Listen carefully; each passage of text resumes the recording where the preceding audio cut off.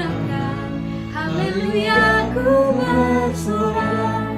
Tuhan memberiku kegirangan dan sukacita melimpah. Minyak yang baru dicurahkan. Haleluya, ku bersorak. Ayo untuk teman-teman yang ada di rumah yang menyaksikan ibadah ini, kami ajak sama-sama untuk memuji menyembah nama Tuhan. Amin. Sama-sama kita nyanyikan lagu ini dari awal sampai tepuk tangan ya teman-teman. Ku terima janji Allah dari kaum Yehuda, umat yang berdoa, memuji dan menyembah. Inilah saat yang dinanti, firman Allah telah digenapi. Kulihat penuaian terjadi yang melanda seluruh bumi. Ku terima janji Allah dari kaum Yehuda, umat yang berdoa, memuji dan menyembah. Inilah saat yang dinanti, firman Allah telah digenapi. Kulihat penuaian terjadi yang melanda seluruh bumi. Tuhan memberiku kegirangan dan sukacita melimpah. Minyak yang baru dicurahkan. Haleluya, ku bersorak. Tuhan memberiku kegirangan dan sukacita melimpah. Minyak yang baru dicurahkan. Haleluya, ku bersorak. Tuhan memberiku kegirangan dan sukacita melimpah. Minyak yang baru dicurahkan. Haleluya, ku bersorak. Tuhan memberiku kegirangan dan sukacita melimpah. Minyak yang baru dicurahkan. Haleluya, ku bersorak. Haleluya, ku bersorak. Haleluya, ku bersorak. Haleluya.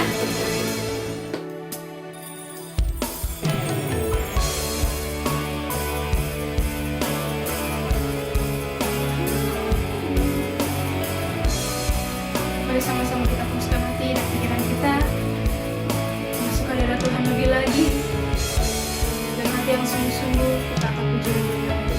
Sama-sama katakan,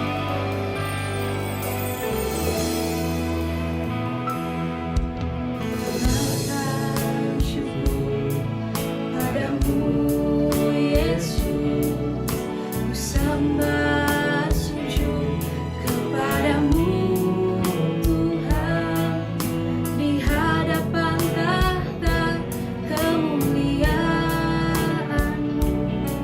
Ku tinggikan, ku agungkan selamanya.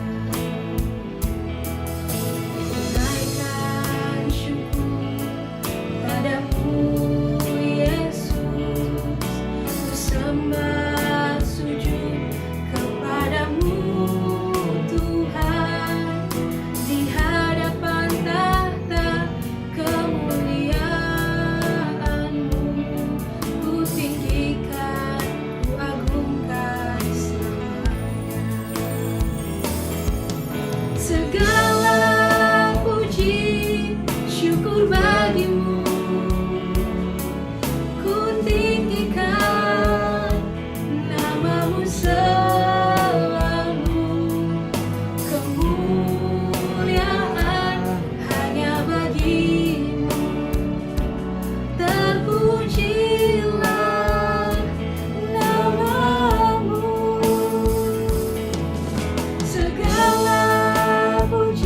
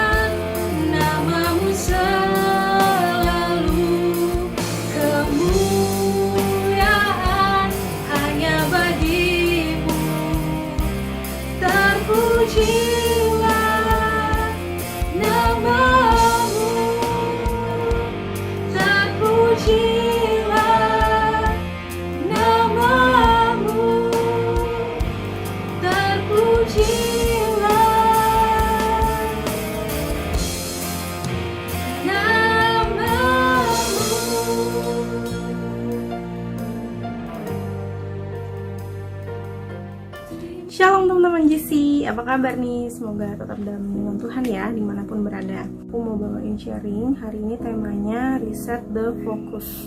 Reset the Focus, mereset kembali fokus kita. Nah, tapi sebelum kita masuk ke bahasan sharingnya, aku mau teman-teman kita sama-sama nonton video. Nah, jadi aku kasih intro dulu ya di awal. Jadi video ini nanti akan ada dua pasang tim, jadi tim putih dan tim hitam. Jadi mereka saling main lempar-lemparan bola gitu ya. Nah, tugas teman-teman dan tugas saya juga adalah menghitung berapa banyak bola yang dilempar oleh tim putih. Jadi kalau misalkan si A ngelempar bola ke si B, ketika dia ngelempar itu kita hitung satu gitu ya. Tapi yang kita hitung hanyalah yang bola yang dilempar oleh tim putih. Dan karena ini cepet banget videonya, jadi aku minta teman-teman untuk ready supaya bisa hitung ada berapa. Nanti kita akan hitung, kita akan lihat hasilnya sama nggak nih yang udah kita hitung ya, antara yang teman-teman hitung dan yang emang sebenarnya tuh ada berapa gitu. Oke, ini videonya. This is an awareness test. How many passes does the team in white make? Go!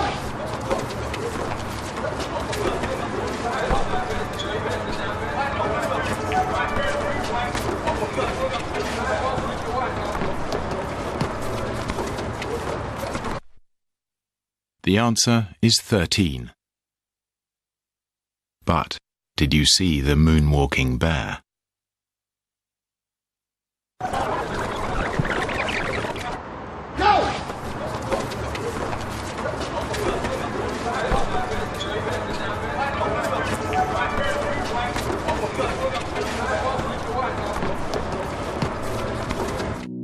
Nah, tadi kita udah lihat ya videonya, dan cukup apa ya, kalau bisa dibilang cukup mengejutkan ya. Ternyata kita nggak ngelihat ada si gorila itu lewat gitu ya, karena kita terlalu fokus ngelihat bola yang dioper sama si tim putihnya ini. Nah, teman-teman, ini berkaitan dengan tema yang akan aku bawakan. Tadi kan kalau di akhir video kita lihat ada tulisannya, "It's easy to miss something that you're not looking for." Nah, tagline ini menurut aku sih pribadi bagus banget, karena sulit bagi kita untuk miss sesuatu yang memang kita nggak cari. Kalau sesuatu yang kita cari, pasti kita akan berusaha temukan itu sampai kita dapet gitu ya. Tapi untuk sesuatu yang nggak kita cari, ya kita biasa aja gitu ya, dan bahkan nggak menyadari perbedaannya. Nah, kita tahu ya kalau kita baca Alkitab nih, teman-teman, teman-teman kan juga pasti di sini rata-rata juga udah pernah ikut sekolah minggu ya, udah pada tahu cerita-cerita Alkitab dan sebagainya. Kita tahu bahwa dalam perjalanan Yesus memberitakan Injil, memberitakan firman, Tuhan Yesus itu sering menggunakan perumpamaan. Nah, ini menarik dan ini akan kita bahas di sharing hari ini. Jadi kalau kita baca di Markus 4 ayat 21 sampai 23, kita akan melihat bahwa Tuhan Yesus memberikan perumpamaan tentang pelita. Kemudian di Markus yang sama, di Markus 4 ayat 26, Tuhan Yesus memberikan perumpamaan tentang benih. Kemudian di ayat 30, Tuhan Yesus membicarakan tentang perumpamaan biji sesawi.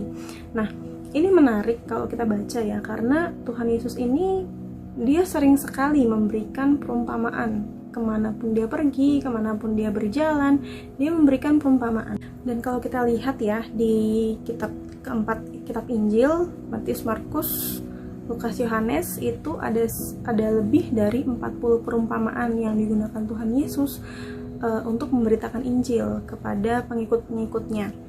Nah, kalau kita lihat di Markus yang sama, di Markus 4 ayat 33, di situ tertulis, ini bagus banget, dalam banyak perumpamaan yang semacam itu, ia memberitakan firman kepada mereka sesuai dengan pengertian mereka.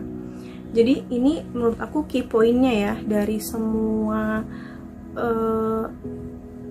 perumpamaan-perumpamaan yang diberikan oleh Tuhan Yesus gitu. Jadi Tuhan Yesus itu memberikan perumpamaan ya sesuai dengan pengertian pendengarnya.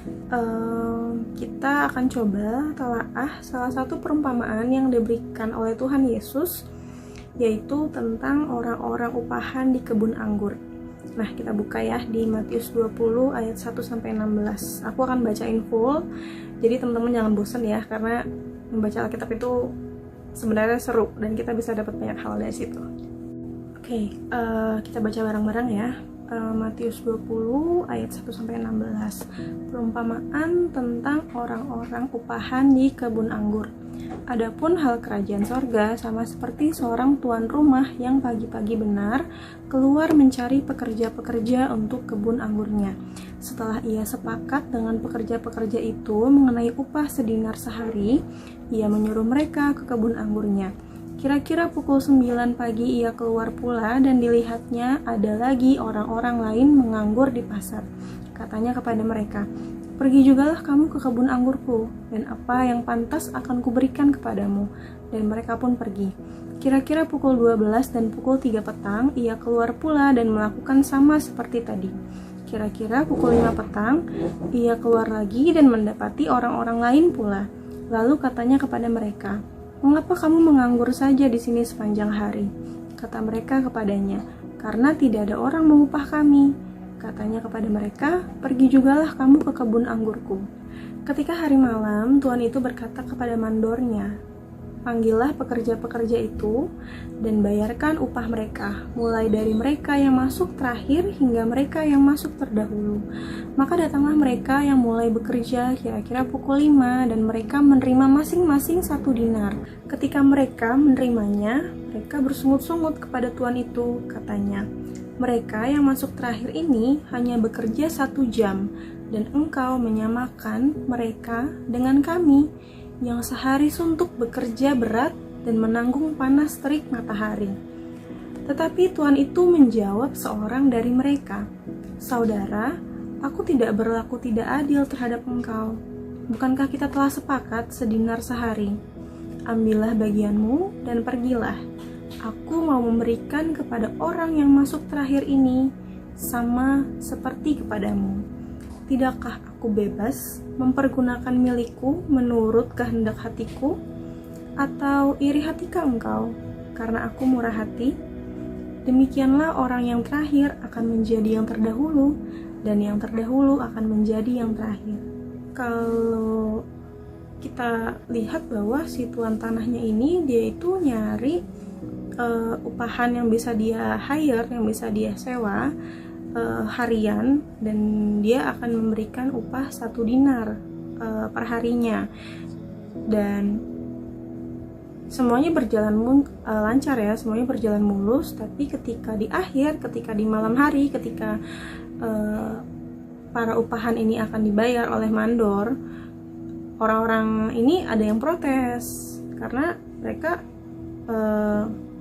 nggak terima karena kenapa kok saya udah kerja dari pagi tapi dapat upahnya sama yang baru masuk sore gitu ya. Jadi kan itu ada yang di hire-nya pagi, ada yang di hire-nya siang, ada di hire-nya sore. Jadi orang yang disewanya dia pagi, dari pagi dia udah kerja nih, dia ngerasa nggak adil ketika dia dapat upah yang sama dengan orang yang disewanya baru sore gitu ya. Ibaratnya mungkin baru disewa dari jam 5 gitu ya, dia baru kerja dari jam 5, jam 6 udah digaji. Sama dapat bayarannya sama yang masuknya jam 9 pagi tadi. Nah, orang-orang yang masuk yang udah di hire dari pagi ini, mereka protes, mereka nggak terima.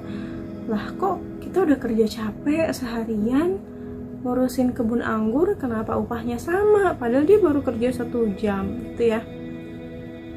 Kemudian si tuan tanahnya ini bilang, "Kan kita udah sepakat 1 dinar 1 hari. Harusnya kamu nggak ngiri dong, karena ya itu hak aku gitu. Itu benar-benar haknya si tuan tanah untuk nyari orang lagi untuk kerja di kebun anggurnya dia. Let's say misalkan si tuan tanahnya ini udah nge-hire misalkan 10 orang nih. 10 orang ini dia dapat misalkan 7 orang di pagi hari, kemudian 3 orangnya lagi dia hire itu di siang. Ketika dia dapat 10, mungkin dia ngerasa kayaknya udah cukup deh. Nanti kalau gue hire lagi eman-eman gitu ya, apa ya bahasa eman-eman tuh, sayang gitu ya, sayang. Maksudnya udah sore, terus hari udah mau selesai, terus ya udah kerjanya cuma dikit gitu ya. Tapi si tuan tanah ini kan nggak mikir gitu, dia mikirnya gue cari lagi deh, gue cari lagi gitu ya. Sampai akhirnya di sore hari pun dia masih hire orang untuk bekerja, dan itu sebenarnya kehendaknya si pemilik kebun anggur, itu haknya dia ya kan, itu haknya dia untuk mau dia hire berapa orang, 10 orang, 100 orang, 2000 orang, ya itu terserah dia, asal dia mampu bayar gitu. Tapi yang jadi masalah di sini adalah ketika si orang-orang yang udah lama ini, mereka menganggap bahwa harusnya gue dapet porsi lebih dong gitu ya. Nah, ini berkaitan dengan yang tadi aku bahas di awal ya, kenapa sih Tuhan Yesus itu sering banget pakai perumpamaan. Dan salah satu perumpamaan yang bagus banget yang sedang kita bahas saat ini yaitu tentang orang-orang upahan di kebun anggur. Tadi kan di awal kan kita bahas tentang fokus ya. Judul sharing ini aja adalah Reset to Focus. Jadi aku mau ajak teman-teman untuk melihat perumpamaan orang-orang upahan ini dari berbagai fokus ya. Fokus yang pertama kita akan lihat dari sisi si pekerja yang udah bekerja dari pagi. Kalau kita fokusnya ke dia nih, kira-kira wajar nggak sih dia protes gitu ya ke tuan tanah ini? Menurutku sih wajar banget ya, karena kalau aku menilai sendiri, karena aku juga praktisi ya di dunia kerja dan berhubungan dengan human resources juga.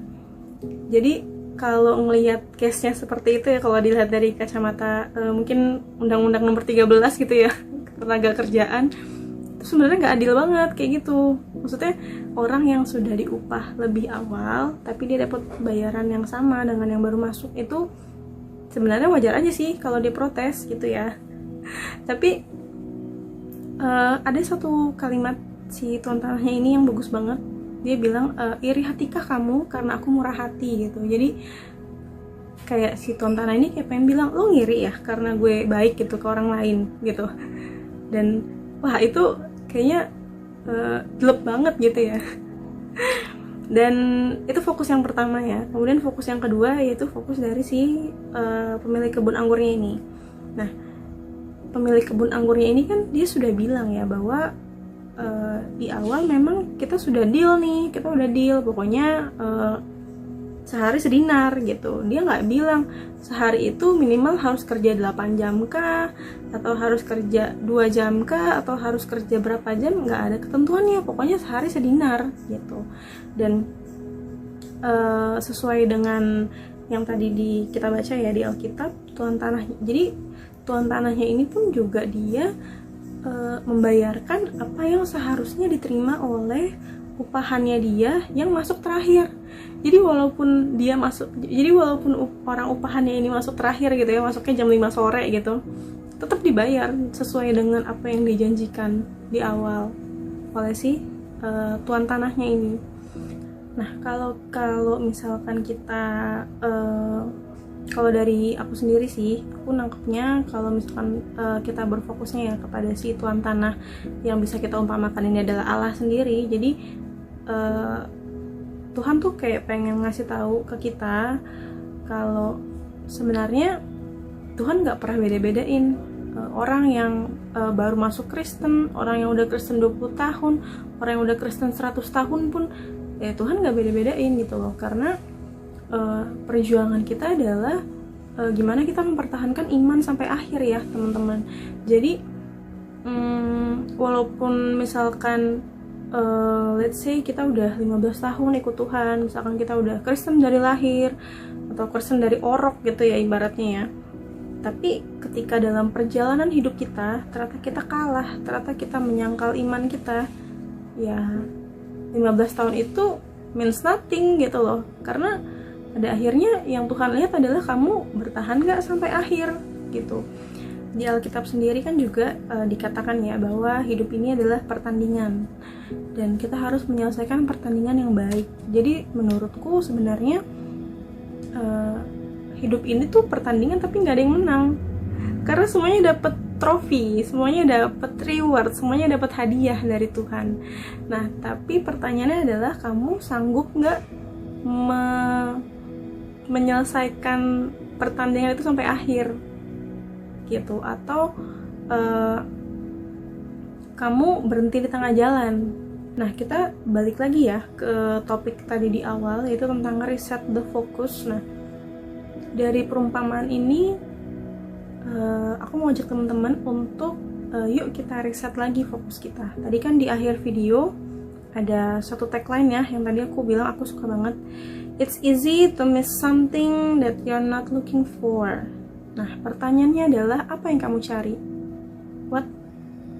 What is you're looking for? Apa yang kamu cari? Kalau dibilang bahwa gampang untuk melewatkan sesuatu yang gak kamu cari. Nah, sekarang pertanyaannya apa yang kamu cari?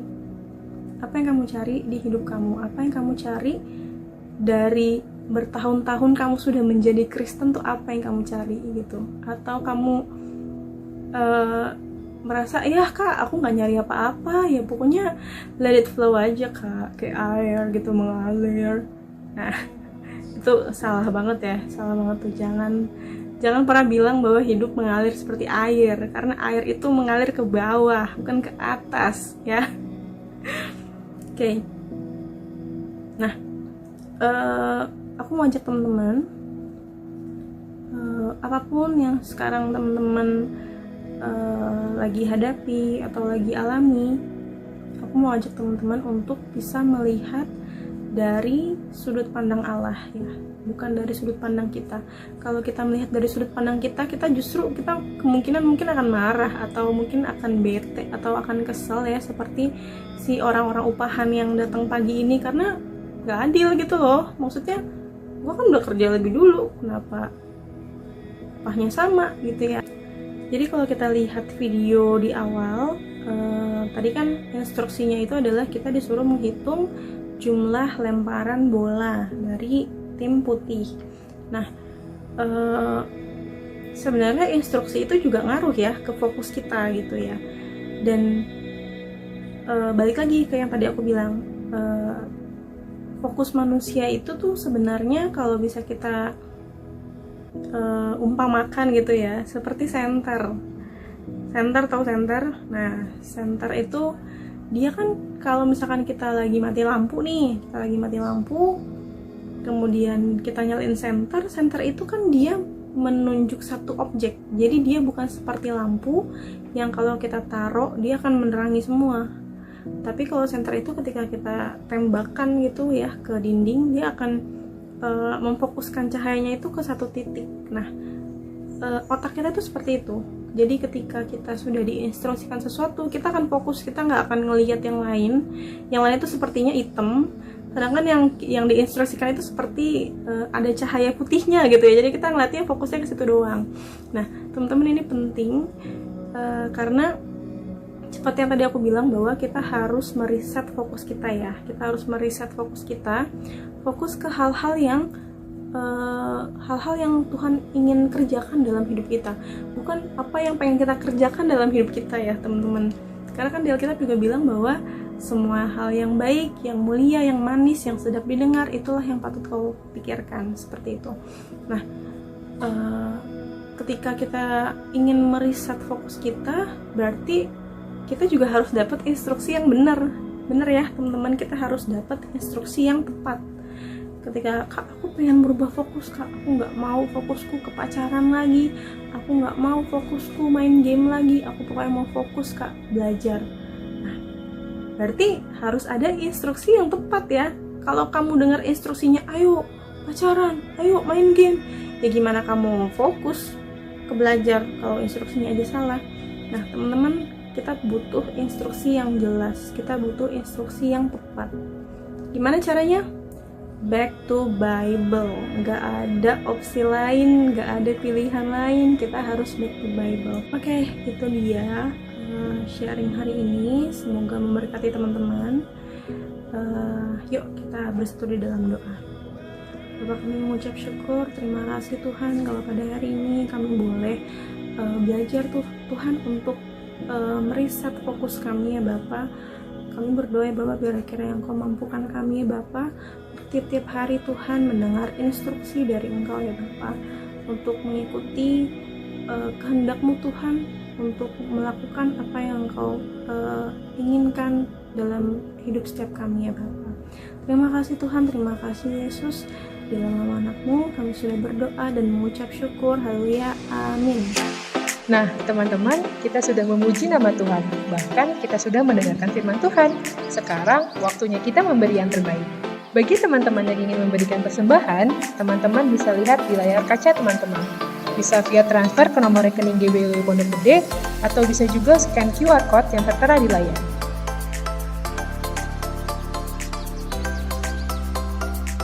Selamat hari Minggu teman-teman. Sampai ketemu minggu depan. God bless you.